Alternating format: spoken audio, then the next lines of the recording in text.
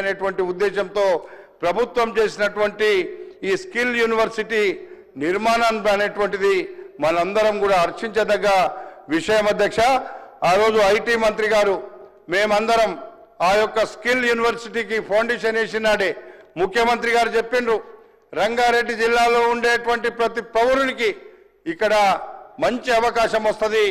దాని తర్వాత స్టేట్లో ఉండేటువంటి తెలంగాణ రాష్ట్రంలో నిరుద్యోగులందరూ కూడా రేపు ఉద్యోగాలు రావడానికి స్కిల్ యూనివర్సిటీ ద్వారా అవకాశాలు వస్తాయనేటువంటి మాట కూడా చెప్పడం జరిగిందని చెప్పి ఈ సందర్భంగా మీకు నేను మనవి చేస్తున్నా అధ్యక్ష. మా సోదరులు మాట్లాడుతుంటే ఇన్నా, ఇప్పుడు స్కిల్ యూనివర్సిటీ మీరు పెడుతున్నారు, మిగతా అటువంటి మన ఐటీ లాంటి సంస్థలు ఏమి కావాలి అనేటువంటి మాట అడిగిండ్రు అధ్యక్ష. కానీ స్కిల్ యూనివర్సిటీకి ఇప్పుడు ఉండేటువంటి టెక్నికల్గా ఏదైతే కాలేజీలు ఉన్నాయో, ఏదైతే ఐటీఐ లాంటి ఒక విద్యా సంస్థలు ఉన్నాయో అంతకు మిన్నగా ఈ స్కిల్ యూనివర్సిటీ ఈరోజు మన అవసరాలను బట్టి ఆ స్కిల్ యూనివర్సిటీలో వాళ్లకు నైతికమైనటువంటి ఒక కార్యక్రమం ఇచ్చేటువంటి కార్యక్రమం తీసుకునేటువంటి పరిస్థితి అందులో ఉంటుంది అధ్యక్ష. దాన్ని మనం అందరం కూడా అభినందించాల్సినటువంటి అవసరం ఉందని చెప్పి కూడా ఈ సందర్భంగా మీకు మనవి చేస్తున్నా. అదేవిధంగా అధ్యక్ష, స్పోర్ట్స్ యూనివర్సిటీ, ఫార్మాసిటీతో పాటుగా అక్కడ సిటీలో ఉండేటువంటి మరి health care technology industries power హబ్గా ఆ ప్రాంతాన్ని తీర్చిదిద్దుతామని ఐటీ మంత్రి గారు ఎప్పటికప్పుడు మాకు చెప్తున్నారు. అక్కడ ఉండే సమస్యల్లో మీరు ఆ సమస్యలు రాకుండా చూడండి. ఈ యొక్క ప్రభుత్వం తీసుకున్న నిర్ణయం ద్వారా అక్కడ ఉండేటువంటి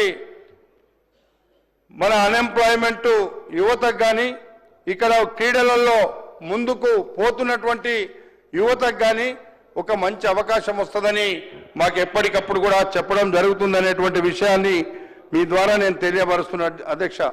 అందుకే మీరు ఈ యొక్క ఫ్యూచర్ సిటీ అభివృద్ధిలో ఇలాంటి కార్యక్రమాలు చేస్తున్నందుకు మనందరం కూడా ఈ హౌస్ అభినందించాల్సినటువంటి అవసరం ఉంది అధ్యక్ష.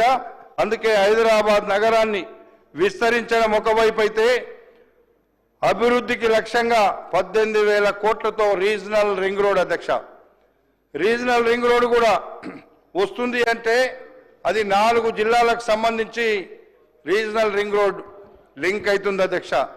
ఉమ్మడి మెదక్ జిల్లా, రంగారెడ్డి జిల్లా, సంగారెడ్డి జిల్లా, అదేవిధంగా నల్గొండ జిల్లా, మహబూబ్ నగర్ జిల్లాల 4 జిల్లాలకు విస్తరించేటువంటి ట్రిపుల్ ఆర్ను నిజంగా మనందరం కూడా ఇలాంటి కార్యక్రమాలు చేయడం వల్ల మనము ఏదో ఉన్నదాన్నే చేసుకుంటూ పోతాము అనేది కాదు అధ్యక్ష.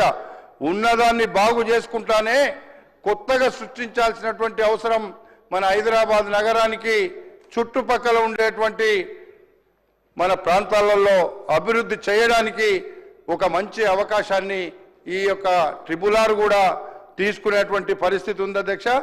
అందుకే ఈరోజు ట్రిపుల్ ఆర్ కూడా 24,237 కోట్లతో మరి మెట్రో కూడా అధ్యక్ష, మెట్రో విస్తరించాలని చూస్తున్నారు. ఈ మెట్రో విస్తరిస్తే అధ్యక్ష మనకు నిజంగా కొంత హైదరాబాద్ నగరంలో ఉన్నటువంటి ట్రాఫిక్ తగ్గడానికి అవకాశం ఉంటుంది.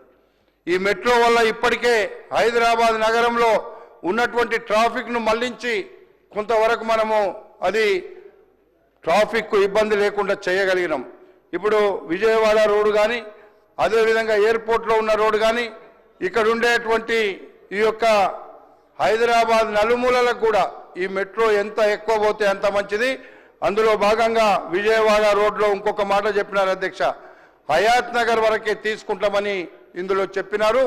అది హయాత్ నగర్ వరకు కాదు, పెద్దంబర్పేట్ ఔటర్ రింగ్ రోడ్ వరకు తీసుకుంటే అది పూర్తిగా అక్కడ ఈ యొక్క ఔటర్ రింగ్ రోడ్కు లింక్ అయి ప్రజలకు ఇబ్బంది లేకుండా ఉంటుందని చెప్పి కూడా ఈ సందర్భంగా నేను మనవి చేస్తున్నా.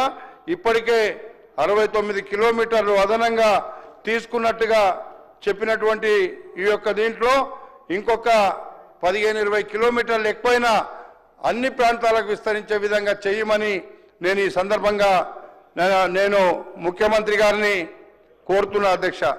అదేవిధంగా సికింద్రాబాద్ అల్వాల్ రోడ్ అధ్యక్ష, రాజీవ్ రహదారి ఇది ఒక మంచి కార్యక్రమాన్ని తీసుకున్న అధ్యక్ష.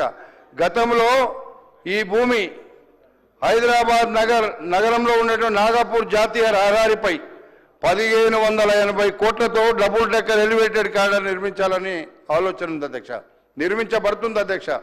ఈ 2 నిర్మాణాలకి మేదీపట్నంలో అధ్యక్ష, మేదీపట్నంలో శ్రీన్వాక్ నిర్మాణానికి అడ్డంగా ఉన్న రక్షణ భూముల బదలాయింపు చేసేందుకు ముఖ్యమంత్రి గారు చాలా సందర్భాల్లో ఢిల్లీకి వెళ్ళారు అధ్యక్ష.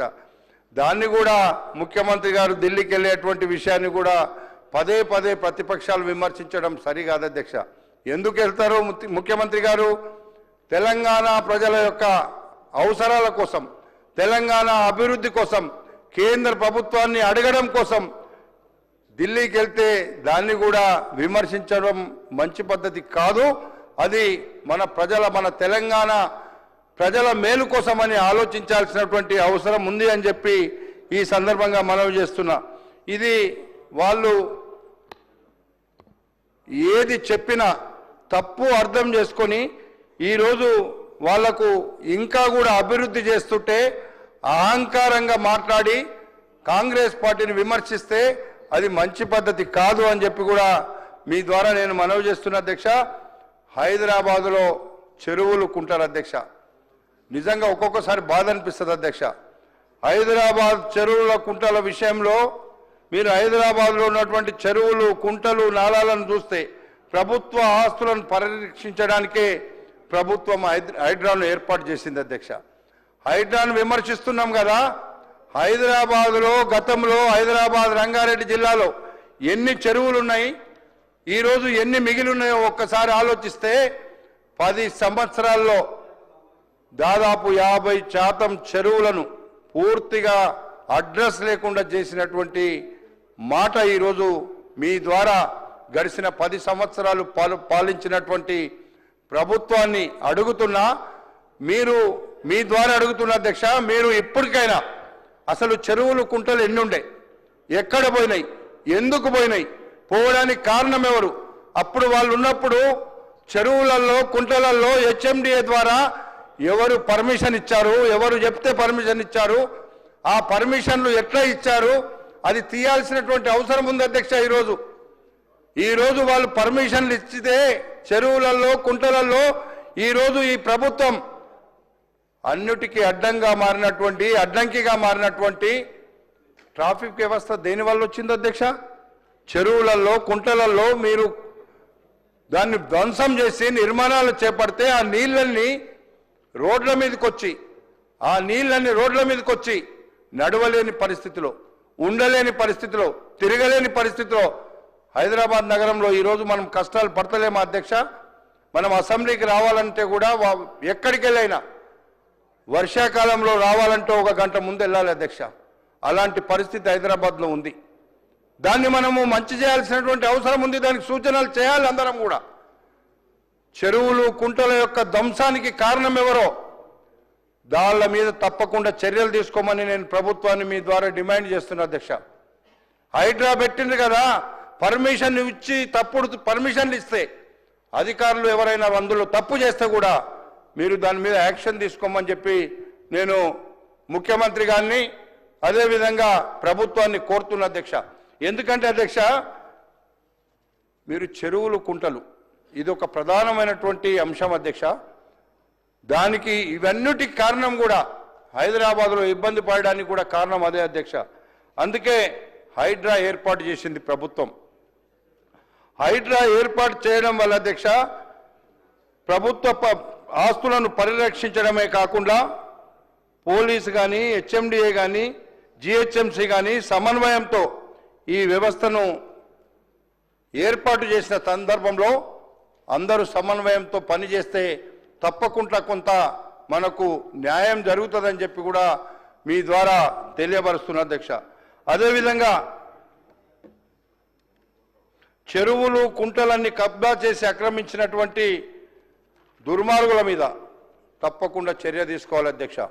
ఈరోజు మనం వాళ్ళు ఏషియన్ రూమ్ మేము తీస్తున్నామంటే కుదరదు.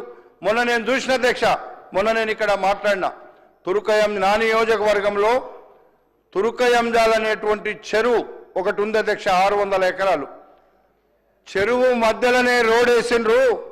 ఈ ప్రభుత్వం గతంలో 2019-20లో ఆ రోడ్ వేస్తే ఇప్పటిదాకా